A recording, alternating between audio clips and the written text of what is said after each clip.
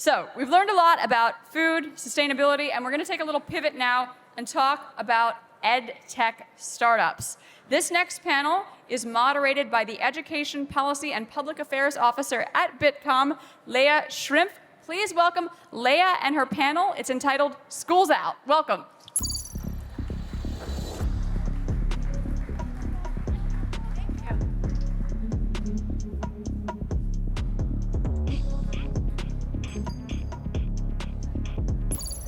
All right.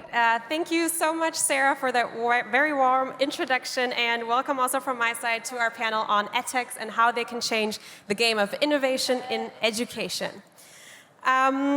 Education systems, as we all know, especially in Germany, are not necessarily known for being the most flexible, agile, or innovative field.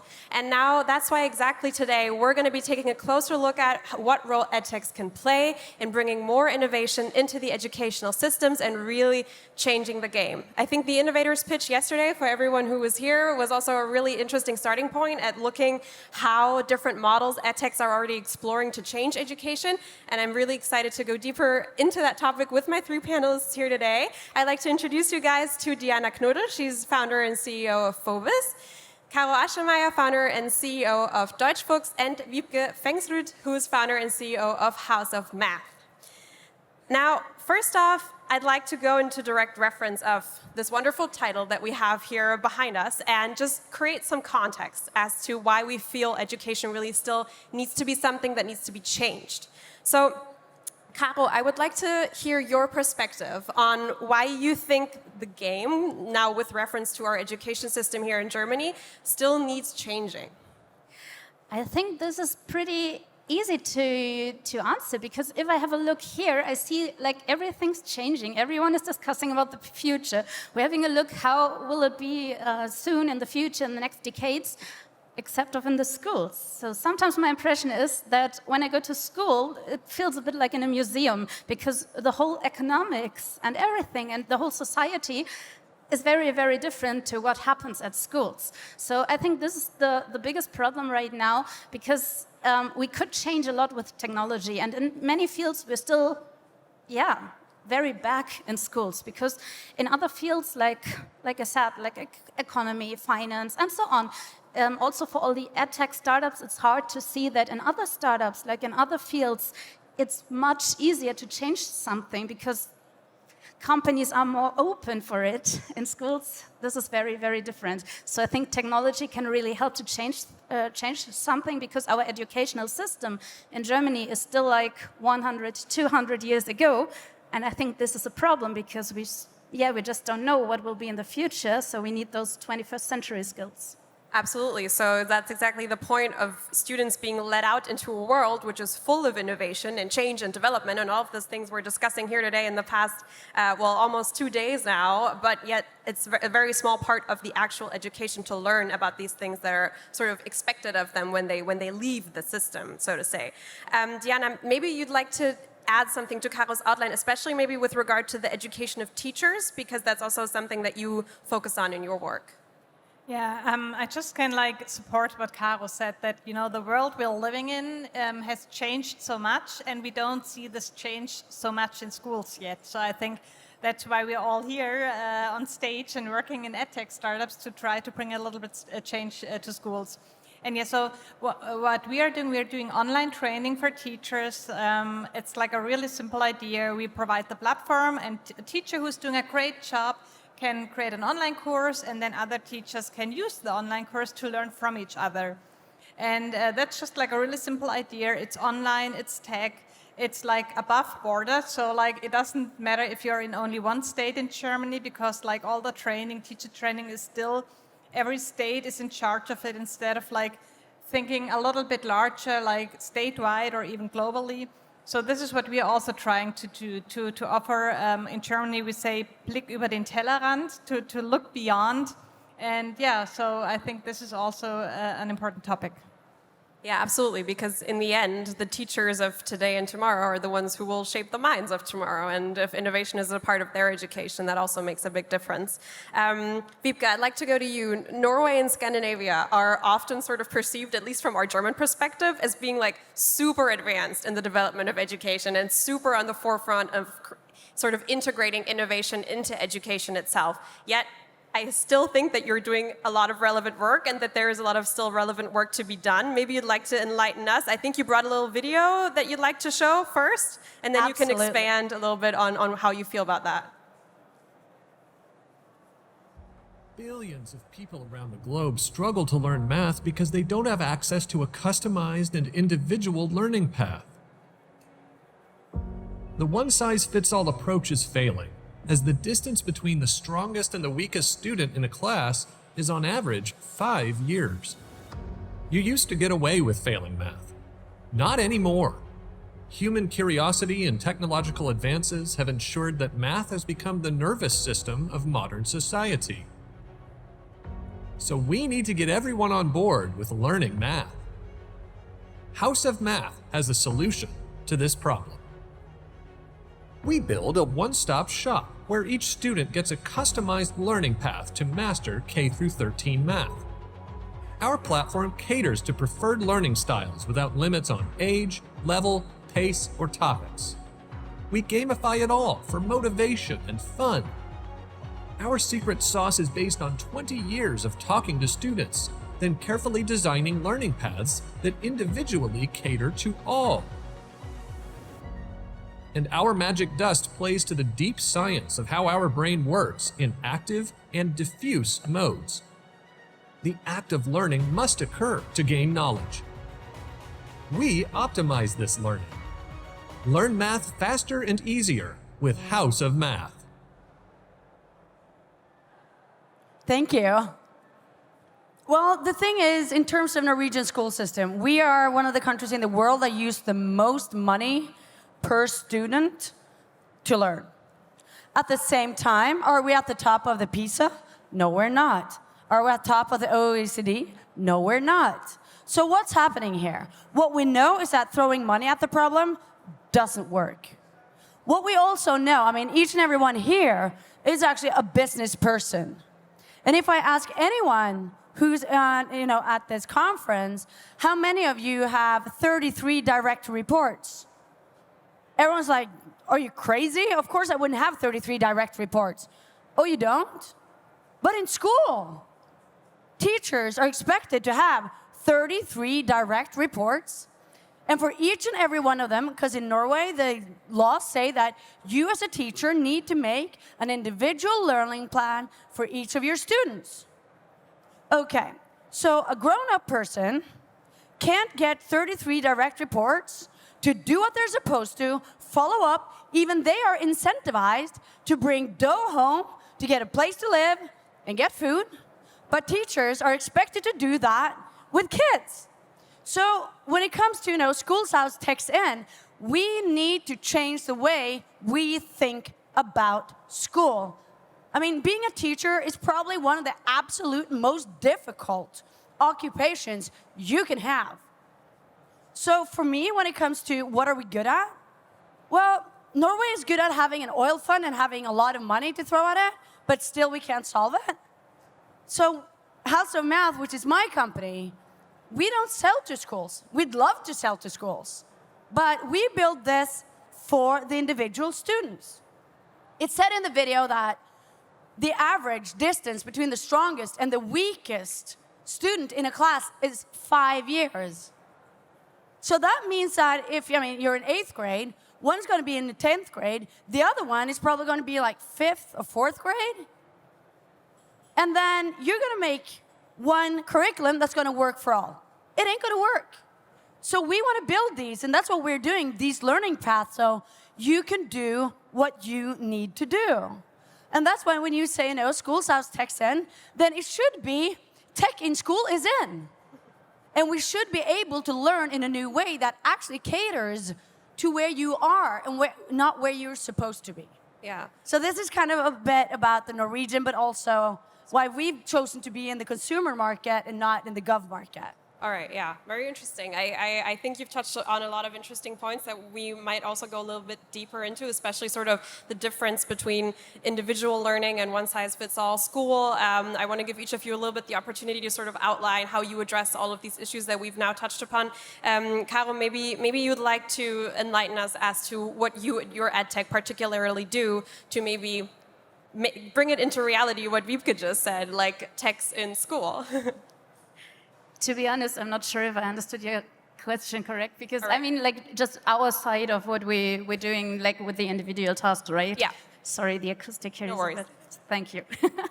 Yeah, so as we have maths on the other side, I work in language learning, so I'm a language teacher myself, and I've been always asking myself, like, how can it be that people use so much technology in their daily life, but at schools it's not possible? So I've been teaching online already, like, years ago.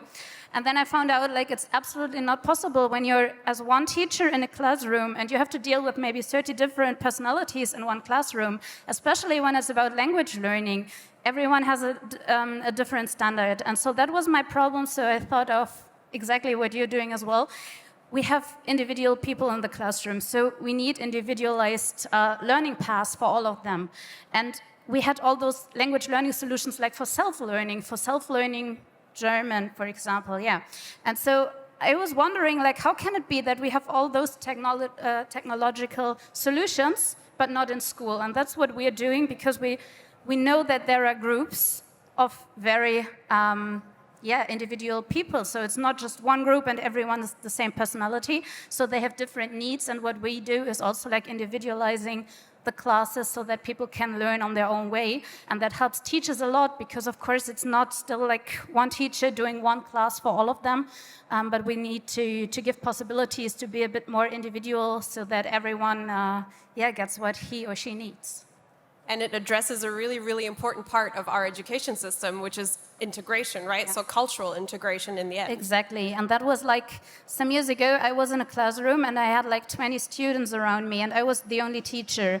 And it was, some of them even didn't know the letters of our language system. Others were pretty good at speaking, others not. And so it was very, very different, and 15 different languages. And it's just not possible to give all they need to those students as one person. And I think their technology can help a lot, because everything that is just like doing it again and again and again, that can be done by software, so that the teacher can focus on supporting the students, on supporting everyone, and really giving possibilities and the possibility to speak with each other, not only sitting in front of a screen, which is like, most teachers are afraid of it, like, okay, we're at school and we have to talk to each other. Of course, this is what school is about, but technology is not just staring at a screen the whole time. Technology is about helping to solve a problem you have, and then having maybe more time for other things. In language learning, of course, speaking. Yeah, absolutely. And individual learning and sort of individual paths and levels of knowledge are also an issue within teaching personnel, so educators themselves, and that's something that you're addressing as well, just on a different level. Yeah, so that was what I was saying earlier, that we're doing the teacher training. But when it comes to personalized and individual learning, I think we are now, since November 22, at a new level, what's possible and what we can believe, what will be possible in the future. So who of you has used ChatGPT and tried it out before? Okay, great. That's 100% rate, yeah, I think. We haven't seen that today. I'm not surprised at this community, but also, and that's the good news, like when we started to offer first online trainings about ChatGPT and AI, like the teachers, they were like signing up as crazy. So we had like almost 3,000 signups for one training in January. So that's the good message, that teachers are really interested in learning about AI, because they know there is something coming, you know, like homework and like writing essays and everything will be different in the future if we do have tools like ChatGPT. So I believe that what we now really need to do, we need to find out, together with teachers and schools and school boards, how we can use AI in a safe, and we are in Europe, in a GDPR compliant way, so that all students and teachers can benefit from it. And I think then we are also able to offer a lot more personalized and individual learning for each student, like they are in different levels, you know, like one student maybe is also coming from another country, he or she doesn't speak the language, so there's so much possible. And this is what we are currently figuring it out, because we already have like almost 300,000 German teachers on our platform. We see it, they are interested, and together with them we're trying to find the best tools and ways how to use and leverage AI for schools. And this is our challenge right now, but it's great, it's a lot of fun, and I'm very, very optimistic that they are interested and they really want to learn and understand and support AI. Well, it's wonderful to hear that you're optimistic. I oftentimes, working also in educational policy field, get a little frustrated sometimes, and I'm a little less hopeful, but I'm glad to see there's so much optimism here as well. Vibeke, you wanted to add sort of on the AI topic, I think. Because, I mean, when we asked about the AI here, everyone's like, yeah, of course. But what I do find out is that when you talk to people who are not in tech, or people who don't get this kind of pushed on them, I, to my big surprise, have met a lot of people lately who haven't heard about ChatGPT. To me, that was quite shocking. I was like, haven't you read the newspapers? But then I found out what was the common denominator here. And that was they didn't work in an office. You know, there are plumbers or electricians or, no, electricians who are it's so much data and so much SaaS they use in their everyday. And that comes to me when it comes to AI, that those of us who are here and who are a part of this conference, yes, of course, we've tried it, we're building it, we're doing it. We are at the forefront. But there are still millions of millions who hasn't even registered that this is happening. And in school, we meet everyone. As a teacher, I am the teacher of the educated. I'm the teacher of the uneducated. I am the teacher of the far left wing, the far right wing, of those with alcoholic parents. You are the teacher of everyone. And that is a huge thing that people like us have to solve, because that means that as a teacher and as a school, you have to be able to educate all these kids, no matter what kind of family they come from, or background, or talent for school, or ability, or like myself, I don't think now at the age of 43 that I'm still eligible for school. I could not sit still. I was extremely rude, because I was like, who are you to tell me what to do? You think you're gonna, decide for me because you're grown up? I'm probably smarter than you anyway. Can you imagine what kind of shit kid I was? But those are also in school. And this is something that people like us have to also take into consideration when we are trying to educate a population. And this is why when it comes to the AI part, we need to be very, very aware of these differences when we are now taking these into school, so we make sure that everyone gets to utilize this amazing power, and not only those who have, books and news at home. Absolutely. To add on this, and that's why it's so important that these technologies are taught in schools as a topic and also as a learning technology. They need to be in schools, and teachers need to learn about them. And, like I said, I'm optimistic because I see a lot of teachers who want to learn about it, but still there are many teachers who do not want to learn about it. So somehow we need to make sure that everyone learns about it, because otherwise AI is, again, a technology that makes like the people who know a lot, they learn more, and make the richest richer, so to say. And this is nothing what we can have in the future. We really need to make sure that everyone has the same opportunities. Absolutely. So closing both the knowledge and access gap is a really important feat, I think. Maybe, Caro, especially with regard to closing the access gap. So, because, the work that you do also addresses especially families and children who are sometimes have a little less access to high-quality schools, or schools which are really, really prone to using technologies. Like, what is your approach to making sure that your tool and your goal is achieved at every single school in Germany? Yeah, so this is a very hard question because, I mean, like the ed tech field is very underfinanced in Germany and I think in whole Europe. Like last week, I've just been to the London Ed Tech Week because everyone is always talking about in London everything's better. And to be honest, I've been to many talks there and in the end I was quite frustrated because I thought like, okay, they have exactly the same problems. They're not financed for those solutions in the schools. And this is really, really frustrating. I mean, we started like 4 years ago and it's really hard to go this way, especially because most schools really have problems financing it. So for us, it was never the problem to convince people to buy our solution. It's always like, yeah, we need it, we like it, our students love it, but how can we afford it? And we're talking about like €1 per month per student, and this is what we can, what we can charge. And even then, it's really hard to finance a software like ours, especially in those schools as well, and especially as we mostly work together, like we offer our software for refugees. And unfortunately, this is not as interesting as other things, unfortunately, I think. So everyone's talking about ChatGPT and everyone's talking about, we have a lack of skilled workers, but in the end, we have to ask ourselves, okay, what do we do? Like we have all those refugees. We have lots of people with migration biography, and we just leave them behind because we don't offer really like individual support. We don't offer language support sometimes, and we don't have enough teachers to make sure that everything works. And so I think this is a topic that must be a lot more important than it is at the moment. So at the moment for us it's really hard because we go from school to school. At the moment we're at least at the state that federal states come to us and want to buy our solution. But in general for edtechs in Germany, it's super, super hard to enter the schools, also if they have a really good solution. So we really have to make sure it's low budget, everyone can afford it, and then of course, teacher training is super important. Sometimes we have people, teachers, calling us, asking where they can get our CD.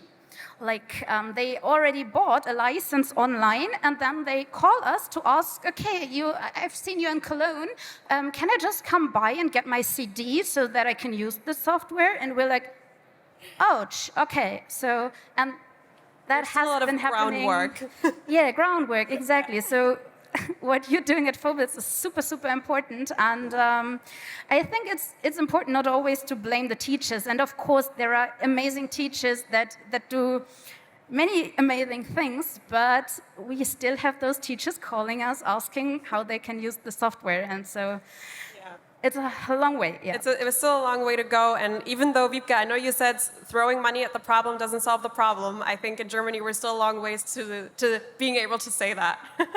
So financing is still a big issue here sometimes. I just want to add on to that, because even though we're the country in the world that uses the most money on education, we still don't have money for books. Yeah. I mean, you go to school and there's no books there. And there's no tech to put in there either. And we also now have, parents coming up and saying, we don't want people to learn and have tech from 1st to 4th grade because they're spending too much time on TikTok anyway. And then I go, okay, so we now need to, differentiate between good screen time and bad screen time. And that is also different. You shouldn't reduce good screen time because you can't handle your kid to reduce bad screen time. And you can't push that onto schools either. But I think in the Norwegian perspectives, we are unfortunately a bit full and lazy. We lived off the oil fund. We think that's going to figure it all out. And it won't. And you know how these cycles go. Some people build it up, take care of it, and then it all crashes down. And we need to see that in Norway. Yeah. And so I think having to kind of struggle more and not having it come so easy will, in the long run, give you better solutions than some of those tendencies that you see in Norway today. Yeah. But what's the good part? You want to talk a little bit about educating teachers. We had now that you have to have a master's degree in order to become a teacher. And one of the things that me as a private tutor struggle the most with is unteaching what they've taught in school from teachers who don't have enough education. And that we've stepped up, so you now have to have sufficient education in the subject you're teaching. That is something that is really important. And as we now go into being in an extremely technological age, where, let's be honest, when I went to school, math were for engineers, math teachers, and bakers. And for the rest of us, who gives? That has changed. Yeah. And people still don't believe that that has changed. What happens now is that when I interview for marketing, and I ask, so what math did you do in school? And they say they did the lowest math. I was like, sorry, you don't understand numbers.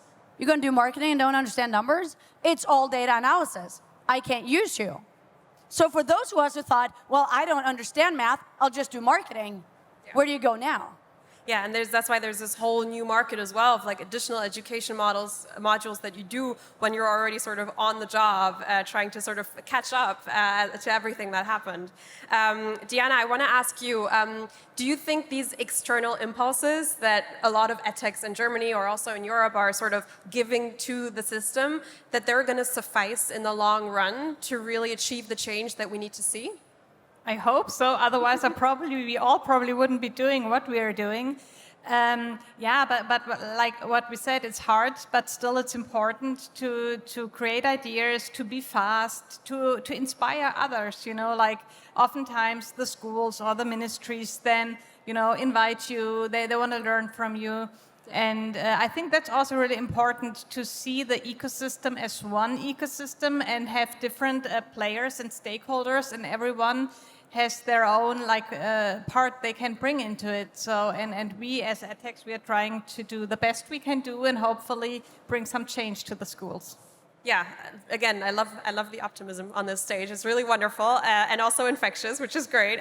So that's why, Caro, I'd like to know, like, what's maybe one of the biggest obstacles that you're proudest that you've overcome in your career with your edtech so far? I didn't get the middle part. Sorry, what's the biggest obstacle that you're proudest that you've overcome? Yeah, the biggest obstacle is really like to getting like break even in operations. That was really hard because we completely bootstrapped, and especially in the edtech sector, it's hard to find investment. In the beginning, we thought like we're going to fundraise, but then we decided it's also like there are also many positive sides in not having an investor in the back, and so in the end, we really managed to get break even in operations and to earn enough money to continue and to grow our team, which is pretty cool because in edtech it's really, really hard. So as soon as you go to the schools, sometimes the sales cycles are really like a year. Like, for example, last year we went to Didakta, which is one of the biggest exhibitions in Germany, and a school wanted to buy our software last year in June. This year in April they bought it, and we're talking about 500 euros. So this is just to get maybe an impression how the problem or how the situation is in the edtech field. So yeah, I think that's the biggest deal we managed. And so like this month we just got certified by the Austrian government. Like faster than the German. Really, really cool because. Yeah, so maybe here's some politicians. It would be cool to have something like this in Germany as well. That would be nice, because in Austria they already have it. They check everything, like the data protection stuff, the technology, the content, and everything. And they have like an app store, like for schools where they can look and they know what is certified and what's not. And so that would be great. So maybe this is our next obstacle. I was just going to say, that's a project for us to do with our education policy work that we do together as well, you and I. All right, looking at our time, I think we've run out, but thank you, all of you three, for your wonderful insights, your inspiring words, and your optimism as well, especially on changing the education system. I've taken a lot of new impulses with me from our discussion, and yeah, I thank you guys, and then I guess I would give back the word to our host, Sarah. Thank you.